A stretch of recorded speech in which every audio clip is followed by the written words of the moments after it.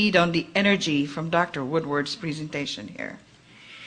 This is my home base, and just as a background, we are in a situation where OB, GYN, and radiology share alike. So we do a lot of OB in the hospital and in the labor and delivery areas, and the obstetricians have private clinics in 2 or 3 satellites out across the highway. So we all put it all together in the same PAC system so my residents can see anything that happens in the network, and we're all connected to 10 different area health education centers in the state of Arkansas, since we're the only game in the whole state. So we do have plenty of material. And for those of you who wonder what that is, it's not a spaceship, that's our VA hospital. We are asked to disclose anything that might be a conflict of interest, and I have nothing to disclose. And to start with, if you were scanning this 3rd trimester fetus, how could you in 30 to 45 minutes say, there's a single intrauterine gestation with the fetal back to the maternal right, it's in cephalic presentation, it's 33 weeks, and I see no abnormality.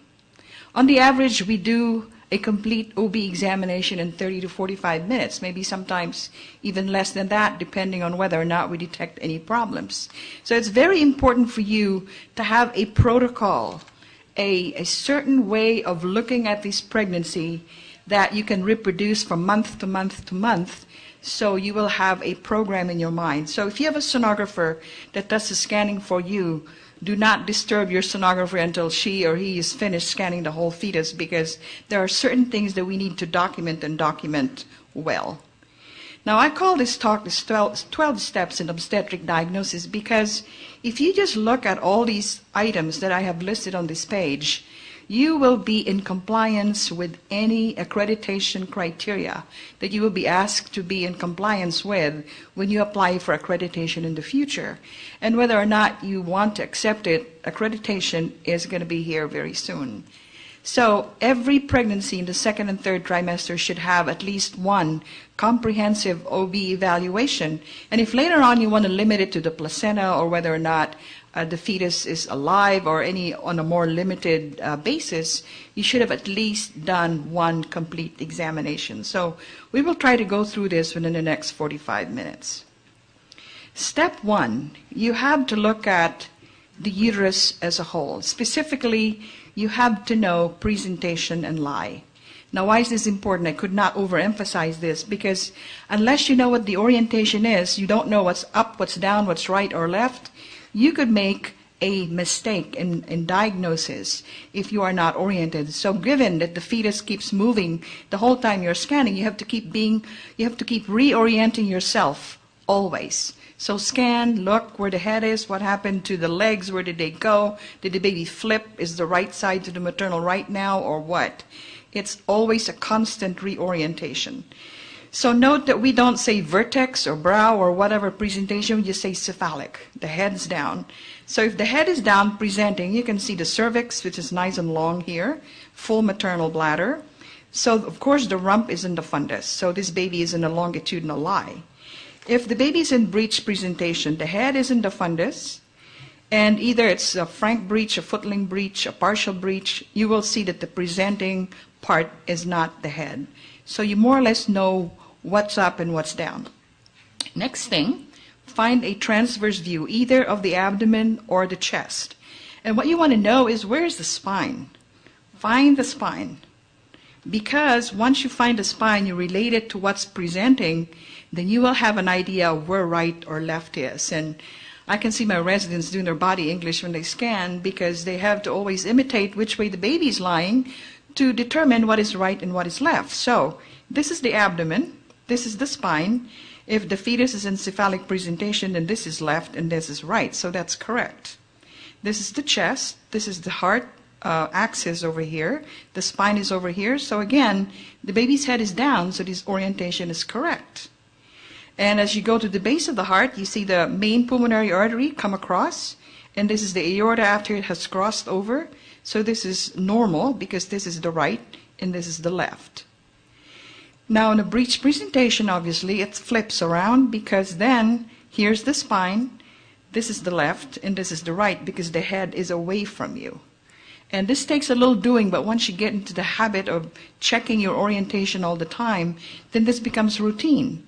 It goes without saying that when you scan, you have to know how to hold a transducer. And I don't mean to be facetious when I'm doing that, but when you scan, you cannot keep turning the transducer in your hand freely. You cannot scan like that. You have to find the groove of the transducer, stick your thumb on it, and never let it leave that, so you know how you're scanning. That's the only way you can keep your orientation correct. I cannot overemphasize that, because if you don't keep your orientation correctly, you're going to miss cases like this. So if your sonographer comes in and says, wait a minute, why don't you check this, because I have checked all my orientation and I think something's wrong here. So obviously the lower uterine segment, the cervix, has the head presenting. But yet, okay, the spine is here. This should be the right side of the baby because the head is down. Why is the heart pointing down? So you go down to the abdomen, wait a minute, the stomach is down. This should be the right side and that should be the left. So you keep checking yourself, and this baby has complete situs, inversus. So it may not be very common, but these are the things that you could very easily miss if you don't keep reorienting yourself. Step 2, always look at the fluid. These are things that you have to do before you get focused on the fetus, because once you get started in the fetus, you're going to forget all these things. There are 2 ways that you can look at fluid. Dr. Leopold, who was one of our pioneers in ultrasound, said the best criterion for looking at the amniotic fluid is the YB software. And so everybody started writing down YB software and figuring out where they can buy it. YB stands for your brain. Look at the fluid, eyeball it, and see what it is compatible with, knowing that the relative volumes of fluid and fetus around 20 to 24 weeks equalize. Notice that I say relative because we know that as the pregnancy progresses, the absolute volumes about the fetus and the fluid increase. But this is like a proportion. How much baby is there in the picture versus how much fluid is there in the picture? At about 20 to 24 weeks, they're about equal. However, for people who have not been doing obstetric ultrasound for a while, this is a little difficult thing to get used to, because then you don't have any past experience to pull and say, okay, I've seen enough 20-weekers, I know that that fluid's adequate, or I've seen enough 30-weekers, that's a little too much fluid for a 30-weeker. So somebody came up with the amniotic fluid index, which the obstetricians like because it's an attempt to quantify how much fluid there is. And so what we do is we take the deepest pocket of fluid in 4 quadrants, and we add them all up. And it comes up with an amniotic fluid index number. Of course, every time the baby kicks or flips, this number changes, but this is a relative measurement given the variability of position of the fetus. But here's your eyeball criteria. Right about 20 to 24 weeks, there's about as much fluid as there will be fetus if you scan this whole uterus up and down. So most of the time, these 2 criteria are in sync with one another. If there is some kind of discrepancy where, subjectively speaking, it looks too much, but the amniotic fluid index is normal, then you have to do a follow-up to see if you can reconcile these 2 measurements. So you don't even have to determine the amniotic fluid index on this one. For a second trimester gestation, this looks like a lot less fluid than you'd expect, and obviously there's something wrong with this baby because the chest is full of fluid here and the skin is thick, so there is something wrong, and that's reflected by the oligohydramnios. Here, there's too much room here, especially if this baby is in the 3rd trimester, because this baby has too much space between the anterior abdominal wall of the baby and the uterine wall over here. This is like looking at the fish in a fishbowl. Baby has so much room to move. The arms and the legs are flailing all over the place, and you know there's too much room. So you could measure the fluid, but just eyeballing it, you know that there's something wrong. 3rd step, look at the placenta. Not just for position, because here it's predominantly anterior, but also note that there's usually a nice hypoechoic myometrium behind the placenta. In women who had cesarean sections that are prone to developing placenta accreta, you will lose that lucency. And this is a very important finding to report, because that is probably your first clue that the placenta has grown into the myometrium. But sometimes when it has organized a little bit, then it will be a little easier to tell. So this is time to exercise your arms. Which of these two images represent a placenta previa? How many of you think it's A? Raise your hand. How many of you think it's B? Okay, a lot of you are undecided. If you are not sure where this placenta terminates, it's always good to do either a transperineal or an endovaginal examination to see where the internal os is relative to the placenta. Definitely this is a previa, partial previa, because it partially covers the os even if it hasn't completely gone around it. Here, this is what we call a pseudo-previa. This is what happens when your urinary bladder is too full to where your internal os is inaccurately depicted to be here, when in fact it's much lower than that once you empty the bladder a little bit. So this is a caveat. If the bladder is too full, see if you can get the mother to partially empty her bladder. It's better, it's easier said than done, because once she goes, she goes. But you can see how the position of the placenta relative to the internal os is changed once the bladder is a little bit emptied. So this is something that you have to remember. Again, placental abruption, when the blood has more or less organized to become less echogenic in comparison to the placenta, then you can probably tell that there was a retroplacental hemorrhage here, but earlier on it could be very difficult to tell.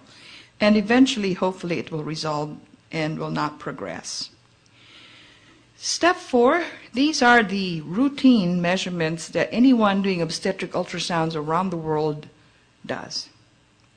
Now, the estimated fetal weight is already programmed in your computer, so you don't even have to figure that one out. A lot of people feel that maybe the BPD should no longer be used, but it's our oldest and best known measurement, so we keep it and compare it with the head circumference. Now, if you're going to make these measurements, there are rules that have to be followed, because the charts that you're using were made on the premise that you are measuring it at exactly the same spot or the same level that the people who published those charts did those measurements. So the rules say that for the head measurement, you should have a fairly ellipsoid or oblong head measurement at the level of the thalamus, with the third ventricle in here. This is the cavum septum pellucidum. And there should be no cerebellum in that shot. And the fox should be interrupted, because if you go too high and the fox is continuous, you're too high in that measurement. Now, biparietal diameter is measured from leading edge to leading edge, or if you don't have a clear leading edge, you can go from the outer rim to the inner rim and get that as your biparietal measurement. And then when you measure the head circumference, you include the scalp around it. So these two measurements should be very close to one another in a normal cephalic head. Now, if there's some dolichocephaly or brachycephaly, then you probably should take your head circumference measurement over your biparietal diameter for accuracy. What about the abdomen? You should measure the abdomen after the umbilical vein has entered the abdomen. You cannot measure it at the insertion because you'll be too low. You're trying to measure the belly where it's biggest, and so you want to measure it after it has entered the abdomen and on its way to the liver. At that level, you will see the stomach, which you should always see after 16 weeks, menstrual weeks. And if you notice, 2/3 of that picture is made up of liver. The spleen behind the stomach is a small organ. So therefore, the abdominal circumference is really a good index of intrauterine growth restriction, because in malnourished fetuses, the liver shrinks theoretically, and therefore that abdominal circumference measurement becomes smaller and is the first measurement to go, or to lag behind compared to the estimated gestational age. The fourth measurement is the femur length. This is the ossified part of the femur. There's a lot of cartilaginous femur here that you're not measuring, but all the graphs were generated using the ossified part of the femur, so that's really what you're measuring. Just make sure that you do not include the interface at the cartilaginous part of the femur and stop right where the ossified part ends right there, so you don't erroneously lengthen the femur. So after you do that, You got to decide, okay, this is the average gestational age by the measurement. Where do I compare that? So question is, what is the most reliable estimate of gestational age?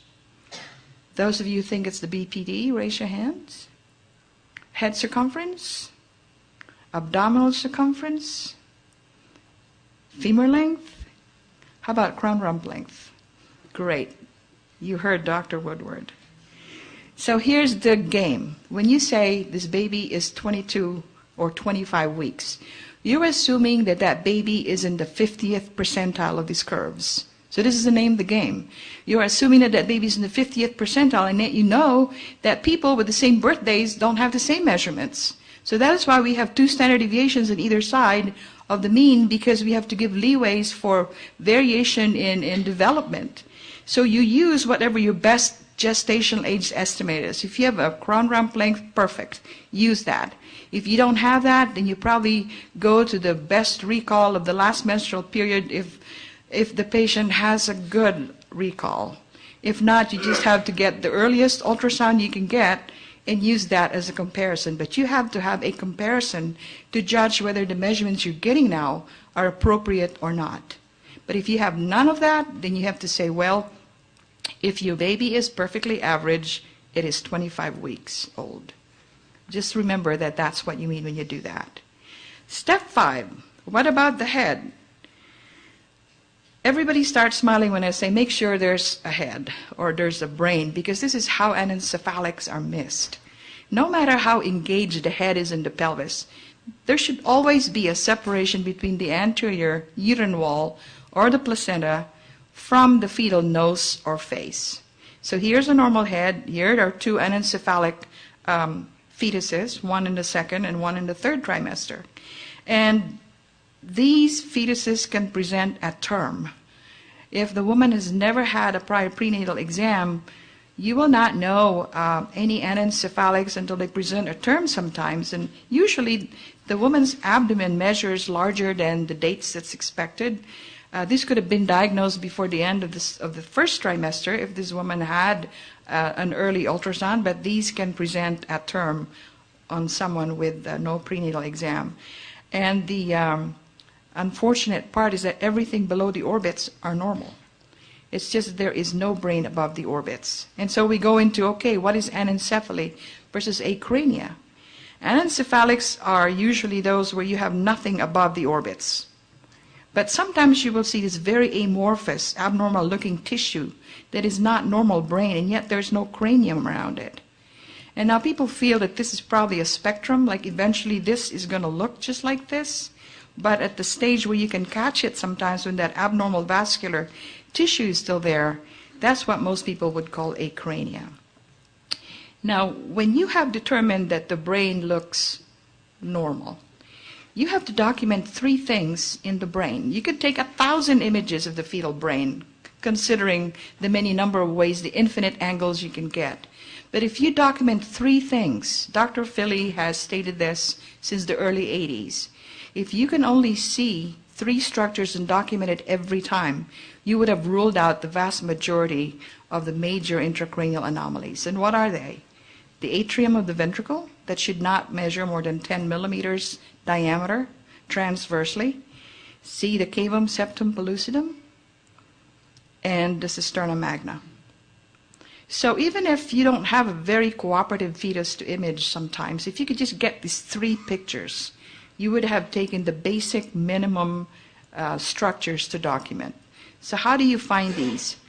In the early days, we used to have a lot of referrals for hydrocephalus because everybody mistakes the hypoechoic brain as ventricles. Now we know better. We know that the edge of the brain is here. That's not the ventricle. The ventricles are here. These are the 2 lines, the occipital horns. Right behind where the choroid plexus is where you measure the transverse diameter, like this one.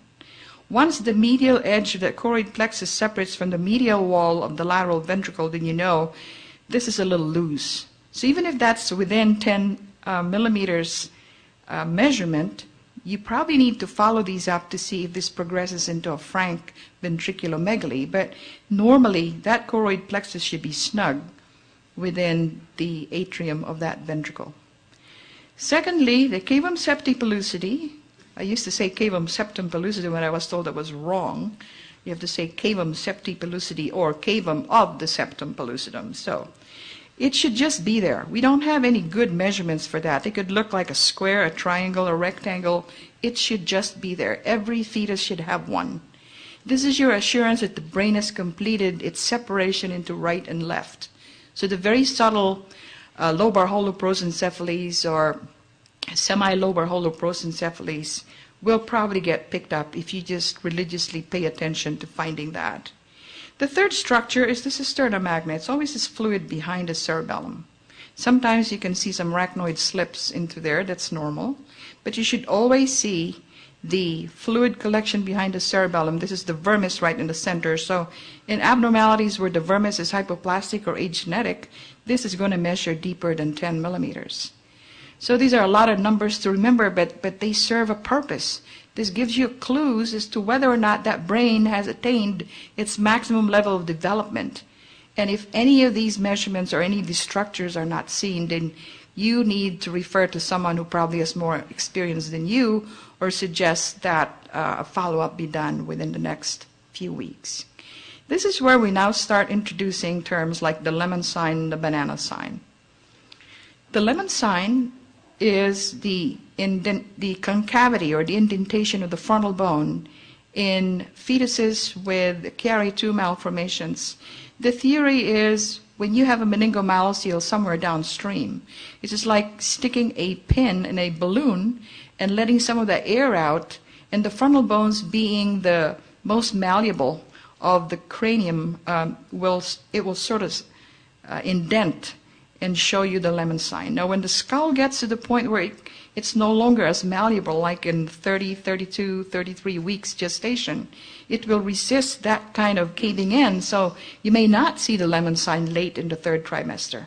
But in the second trimester, it's a reliable sign. More reliable is the banana sign, which is the hot dog-shaped cerebellum being wrapped around the midbrain. This is the cerebral peduncles here, cerebellum. And this is not always easy to demonstrate. But more importantly, you miss the cisterna magna.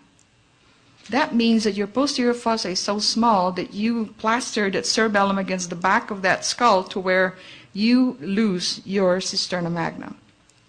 So all of these things need to be documented because these are all important clues that something else is going on. Now, while you're there, you might as well measure the nuchal skin, which is a very reliable sign for Down syndrome, and it may not be a requirement at this point in any of the accreditation guidelines, but it's so close. It's right there. Your cisterna magna is here. You might as well measure the nuchal skin from the outer skin to the outer skull over here, and anything above 5 millimeters is abnormal. Sometimes cephaloceles manifest at that level, so it's always good to demonstrate the gap in the cranium here and the brain or meninges that may be out. And we are all aware that once the brain is out, you can't just shove it in like you could a bowel in an anterior abdominal wall defect. What's out is out, so the prognosis is directly dependent upon the amount of brain that is out. So again, time to exercise your arms. Which of these is hydrocephaly? How many say it's A? How many say it's B? How many say it's C? Okay. How about holoprosencephaly? A? B? Good. C? Okay. And hydranencephaly? A? B? C? Great. These are very easy to confuse, so it's always nice to remember. And usually you'd have an obstetrician breathing behind your neck or a neurosurgeon that says, okay, do I shunt or do I not shunt when this baby is delivered? The key is finding this rim. This rim tells you that there is brain up in the convexities, because here now is the fox, so you're way up high. There's a rim of brain in the convexities, so this is a large ventricle. Maybe hydrocephaly is not always the proper term because you don't know that there's increased intracranial pressure there. The more politically correct term is ventriculomegaly. So if you're not sure if it's because of increased intracranial pressure, it's probably best to say ventriculomegaly.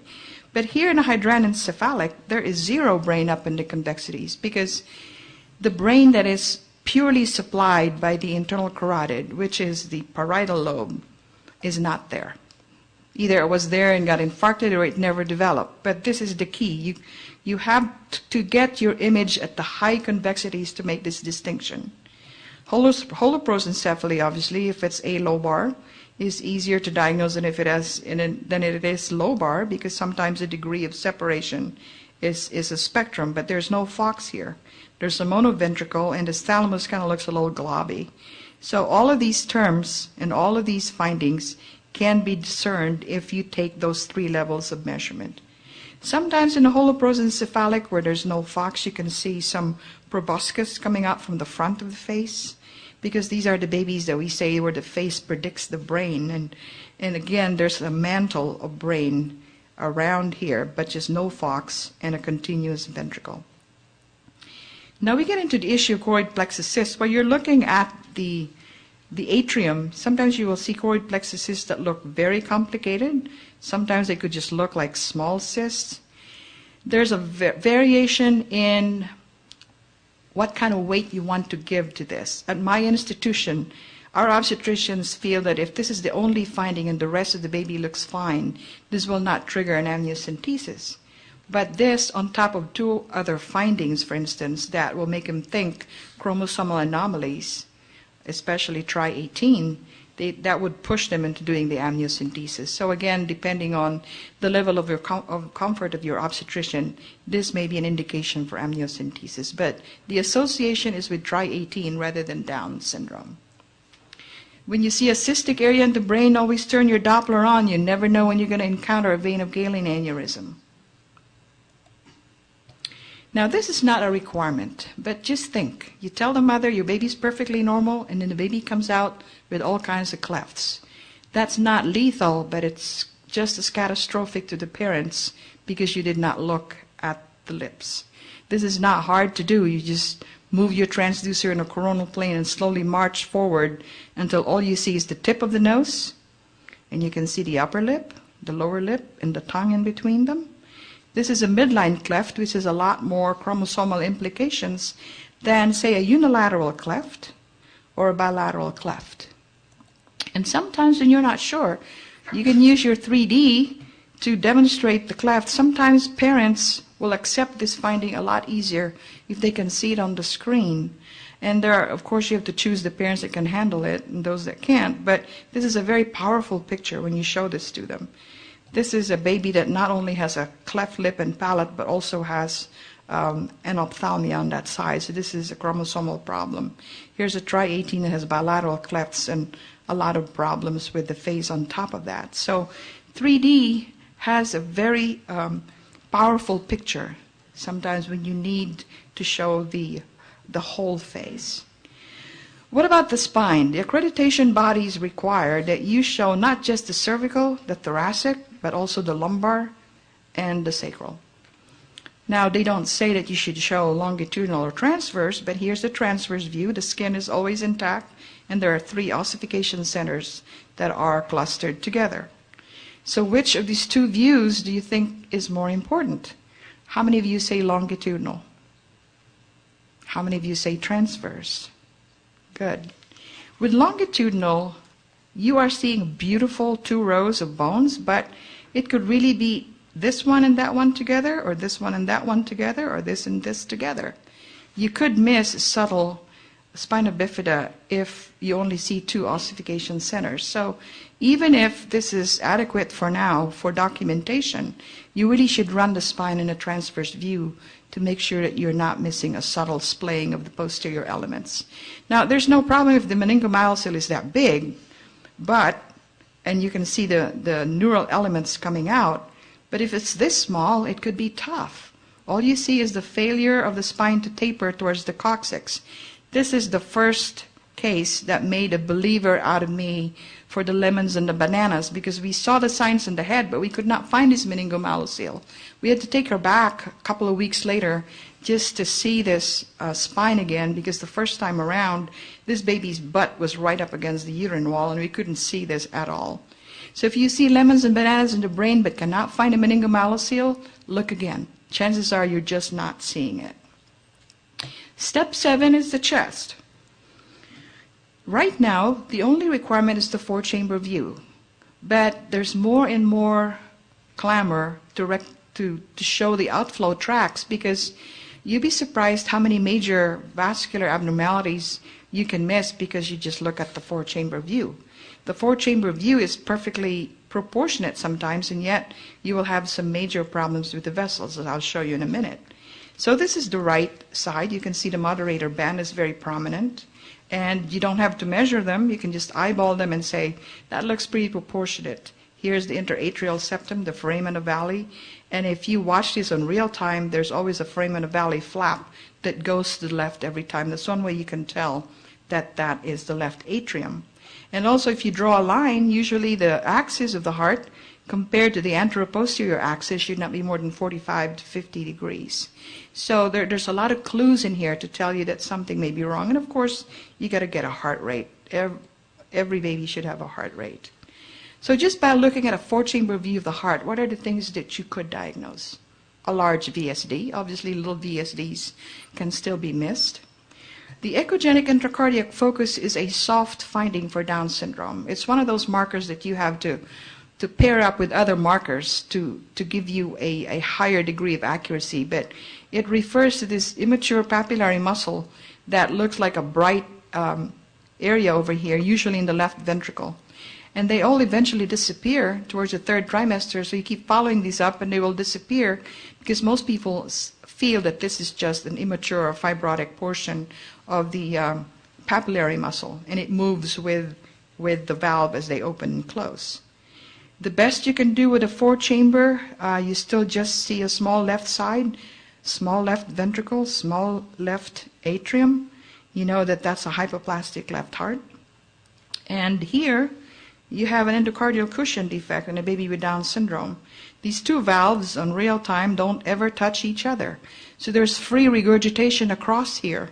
And this baby will eventually develop cardiac failure, high drops, and die because there's nothing you can do about making these valves competent. Now here's the base view, where if you don't do the outflow tracts, you will not see this overriding aorta and the tetralogy of Fallot. Will not see that the pulmonary artery and the aorta are parallel rather than crossing each other, and both arising from the right ventricle. Just one vessel in the center of the heart and a truncus. And here, this is a baby encephalic presentation. Again, this is where your orientation helps, because the spine is here, the baby's head is down. This should be the left side. Why is the pulmonary artery coming from the left? And if the septum is intact, the pulmonary artery coming from the left and the aorta coming from the right should tell you there's a transposition of the great vessels. But that only comes because you are sure this is the left side and that is the right side. Now we now have fancy things. We can do 3D volumetric imaging. You can always get a perfect septum if you manipulate the data when you have the capability. But turning on your collar to see if you can find a tiny jet in a small VSD sometimes helps. So this is another dimension that ultrasound can provide. Now you go to the chest. After you look at the heart, you got to check the lungs and whatever else can be around there. So these are things that you could potentially see in the chest. If you got severe high drops with a lot of pleural effusion, there may be a little bit of fluid around the heart that could be normal, but pleural effusion is always abnormal. And if it's coupled with massive ascites and thick skin, then you know that you got a more generalized hydropic baby that you need to look for a reason for. CCAMs, type 1, type 3. Some of these disappear as the baby gets older, so it's always good to follow these up, because there's a lot of documented cases in the literature where originally a CCAM would not be detectable by the time the baby reaches the 3rd trimester. Pulmonary sequestration could look just like a mass. Here's the heart, here's the lung that's collapsed, a lot of pleural effusion, and that's a extralobar pulmonary sequestration, which is the most common type that you find. These are two very old cases, but I've never seen rhabdomyomas again after I've seen it in this baby. These are multiple everywhere. Baby with tuberous sclerosis. Now, step 8 is the stomach. Like I said, after 16 menstrual weeks, you should find a stomach. You cannot find a stomach, you got to look for a reason. This one has polyhydramnios, but there's a lot of reasons why the stomach may not be there. Maybe you just happen to catch it right after it emptied. It empties every 45 to 60 minutes. So you got to wait a little bit and see if it fills up. But most of the time, it's because either there's severe oligohydramnios and there's not enough fluid for the baby to swallow, or maybe it has swallowing disorders, either musculoskeletal in origin, CNS, because there's a facial cleft, or maybe because it's in the wrong place, or maybe there's an obstruction to swallowing. There's a lot of reasons. If you just think about all of these possibilities, then you can look for the view that could best detect these things. Sometimes you could have a TE fistula will allow you a little bit of fluid in the stomach, but after you've seen enough third trimester gestations, you know that that's much too little for a third trimester gestation, especially if that's the most it will get. So you start wondering whether there's something wrong. If you suspect this at all, you got to warn the obstetrician, who will tell the pediatrician not to feed this baby until this diagnosis is confirmed or ruled out. Here they have to decide how much the atretic esophagus is, so they can decide what kind of surgery to do. So they filled up the esophagus with some air contrast material, and so the stomach, and you can tell there's a very little web that connects these two esophagus. And here you could tell that it dilates and then tapers to nothing. So there's a lot of clues here to support the esophageal atresia. Diaphragmatic hernias, you got to be careful. Sometimes this view, even if it's classic, could be made to look like this if you're not scanning in the right angle. But in a true diaphragmatic hernia, usually the left side, the back of the leg hernias, you could have the heart pushed way over to the right side. It's dextropost, but the axis is correct. You got the left chest full of bowel, and you have to confirm that with either a coronal or a sagittal view where you can show the diaphragm and the stomach and the heart at exactly the same level. Now, these are, again, two classic images: diaphragmatic hernia, heart over here, stomach, bowel, diaphragm over here, stomach, heart. So there's no doubt about the diagnosis because you confirm this on two views. But here's a normal baby. First picture, man, looks like there's a diaphragmatic hernia here. But you just change your orientation a little bit, you can see that really there is no bowel where the heart is, and there's no heart where the stomach is. So you have to make sure that when you do actual images that you're really at a good orientation relative to the spine. What about the so-called double bubble? The double bubble sign has many causes, and the one that we know the most is duodenal atresia, because that's where the sign started in the first place. But all these other things are possible to simulate the double bubble sign. So here's a baby with a classic double bubble on a plain film. And if you watch these two fluid collections, the bigger collection is the stomach, the smaller collection is the duodenum. In a true duodenal atresia, there's no other places fluid can go, so you can see it go back and forth between these two collections. It doesn't go any further, it just goes back and forth. It's pretty fascinating to watch. But if it's just a stenosis rather than an atresia, then sometimes you could pick up some fluid distally. Step 9, we have to see the cord insertion. You cannot find it, bring this patient back. There's so much you can miss if you do not document the cord insertion. While you're there, you can count the number of vessels in the cord, because that's another requirement in the accreditation package. And you always have to look for the more common abdominal wall defects, gastroschisis, omphalocele. You can look through all the literature about the different ways they manifest, but the key finding is the cord insertion. You have to see where the cord inserts into the abdomen, because your diagnosis depends a lot on where it is. So, here's a gastroschisis. The cord inserts normally, The defect is usually to the right, and even if it's a tiny defect, look at how much bowel can get through that defect. Here's a side view of that. And when the bowel gets dilated and starts to have thick walls, you kind of worry whether there's ischemia going on, maybe there's bowel rupture that's impending. You cannot deliver this baby early. The surgeon needs a good-sized baby to operate as soon as it's born. So our surgeons, no matter how bad the bowel looks, will tell us not to hurry delivering because they want a good surgical risk infant to operate on. And if some of the bowel becomes ischemic and infarcted, they just have to cut the ischemic or infarcted part and try to connect the good bowel together. But you cannot deliver a premature baby and risk pulmonary immaturity and have a bad outcome. If you need to use your Doppler, go ahead and do it because you need to show where the cord insertion is. Again, to the right of the cord insertion is the classic gastroschisis defect.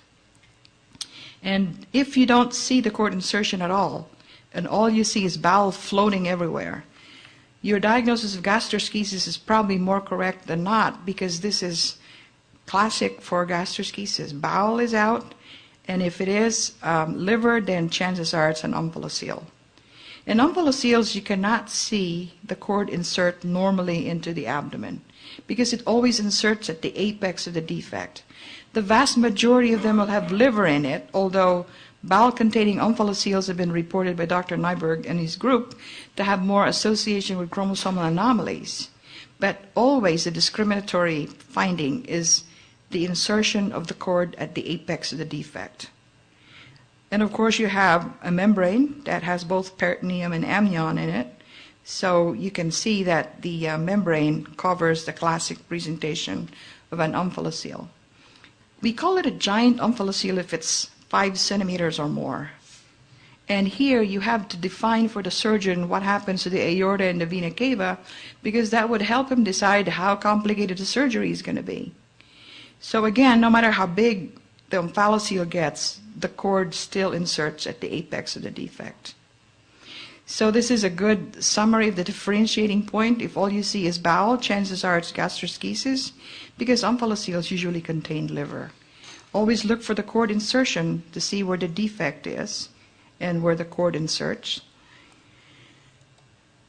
And there's a special kind of omphalocele called pentalogy of Contral. These are the big, high-riding omphalocele.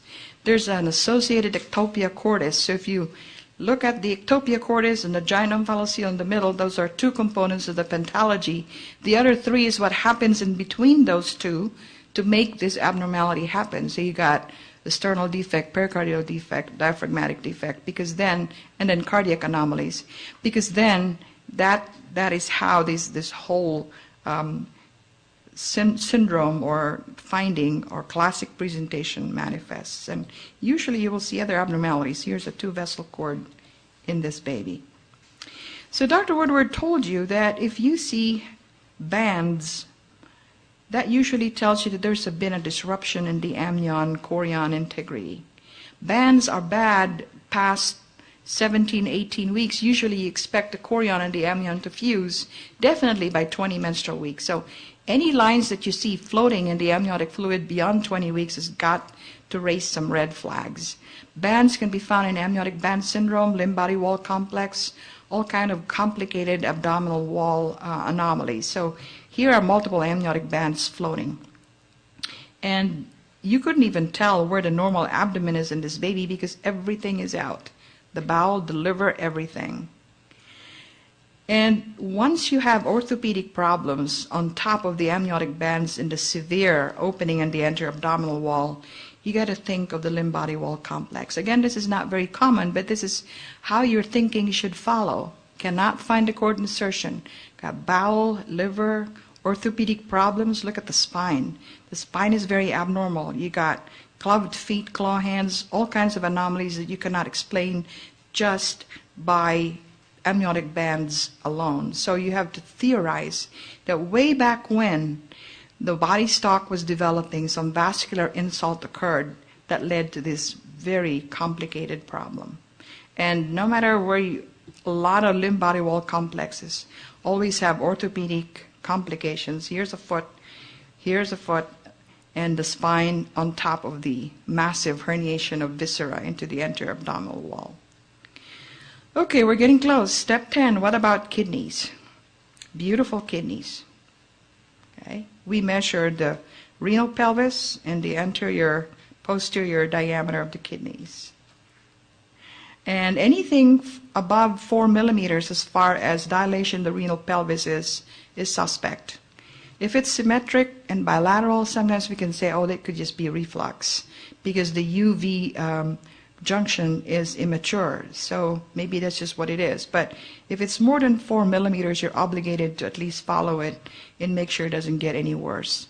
Big kidneys occupy more than a third of the corresponding abdominal measurement, whether it is a diameter or a circumference. So you can't call kidneys big until they get to that point. What about if there are no kidneys? Bilateral renal agenesis is a real bad diagnosis to make, and a diagnosis that most people are afraid to make because then it implies that this baby is not going to make it. But look at what happened to the adrenals when there are no kidneys. They occupy where the kidneys are. They look like kidneys. And you don't see fluid in the bladder because there are no functioning kidneys. And from case to case, it's always the same finding. Big organs in the paraspinal area that look like kidneys but are not kidneys. Zero fluid around it and no urinary bladder. And when the babies are born, you can see huge adrenals, no kidneys, just huge adrenals. So the question is, how can you tell between kidneys and adrenals? How many think it's because they're paraspinal?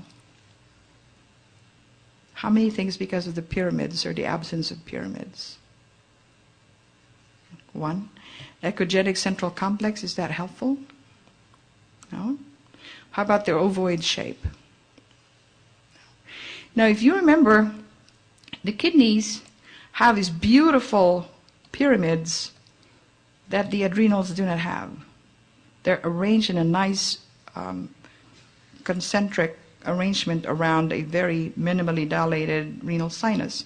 Adrenals don't have pyramids. Only kidneys have pyramids. So that would be something that you should look for if you want to make the distinction. But obviously, if there's zero fluid around the baby, you have to start thinking there are no functioning kidneys. Bilateral hydronephrosis, like I said, if they are symmetric, you can keep checking and hopefully they will resolve.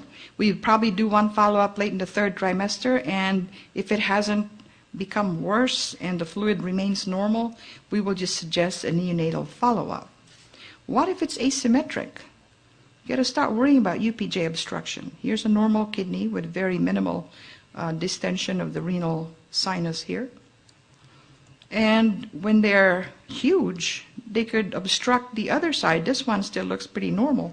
But this huge renal pelvis could obstruct the other side and compromise the other kidney. So again, this needs a follow-up, if only to make sure that the other kidney remains normal.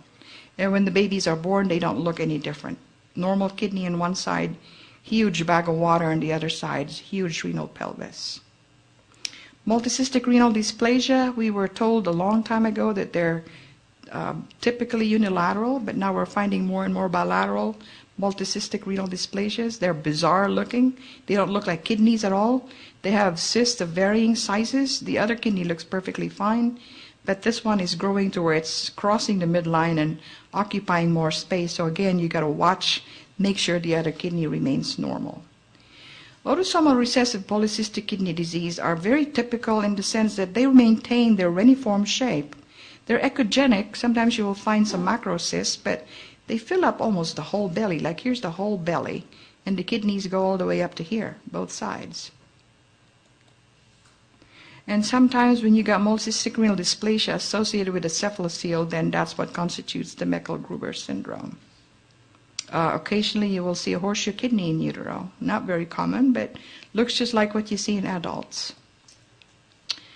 How about the urinary bladder? Our sonographers love to get this picture because it's easier to document 2 umbilical arteries this way than having to catch a cord in cross-section somewhere. So they see the urinary bladder, they turn their Doppler on and document their 2 umbilical arteries.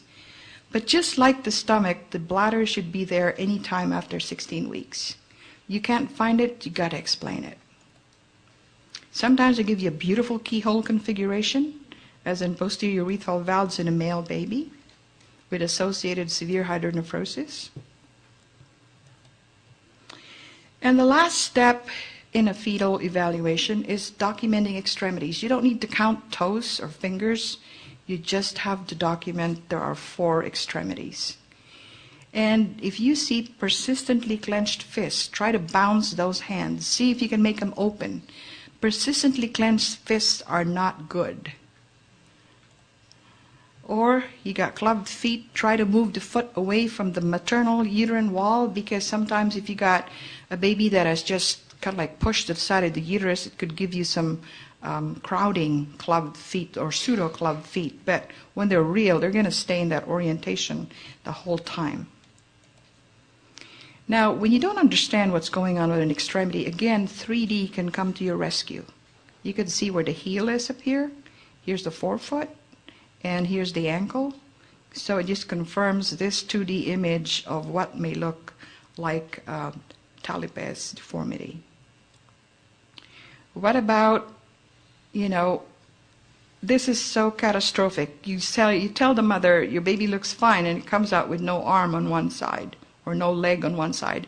It's happened before, so I guess that is why documentation of 4 extremities has become a requirement, because this is, again, even if they're not lethal, they're catastrophic. So here's the normal hand and forearm, and this is all the arm that you can see on 3D on the other side. And did an MRI, the same little nubbin that you see with the normal hand on the other side.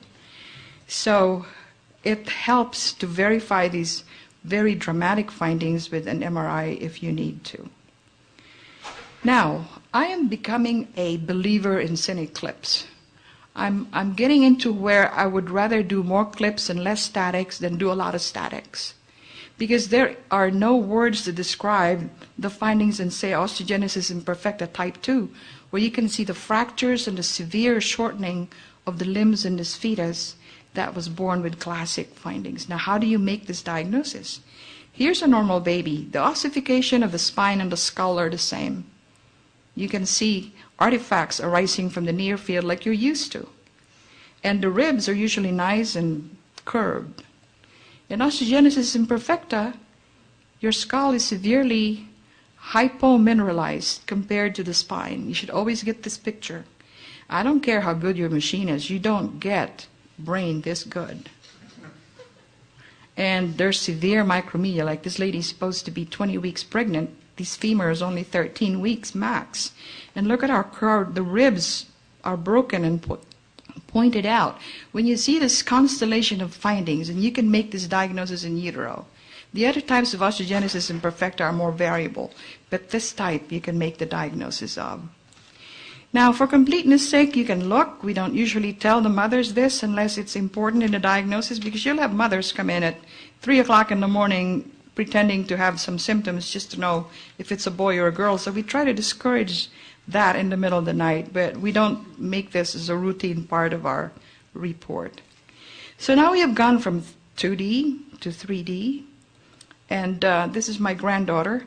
When my daughter-in-law felt no movement for a couple of days, and we all got worried that something's wrong, we brought her in for a biophysical profile and did the 4D. Now, 3D plus motion is 4D, and we still haven't found a lot of applications for this, but you have to agree that this is very reassuring to both the mother and the obstetrician to see that this baby is really very active and not what they're suspecting is wrong. But this was when she was born on the first day, and she looked exactly like that 3D image that we saw in utero. So in conclusion, to do a comprehensive examination at least once in pregnancy, you should have a systematic, consistent protocol that you follow from month to month to month, and try to use as much cine and 3D imaging if possible. And you should always document these images not just for accreditation, but because it's the right thing to do. So I hope I have convinced you that there are very simple 12 steps in doing that.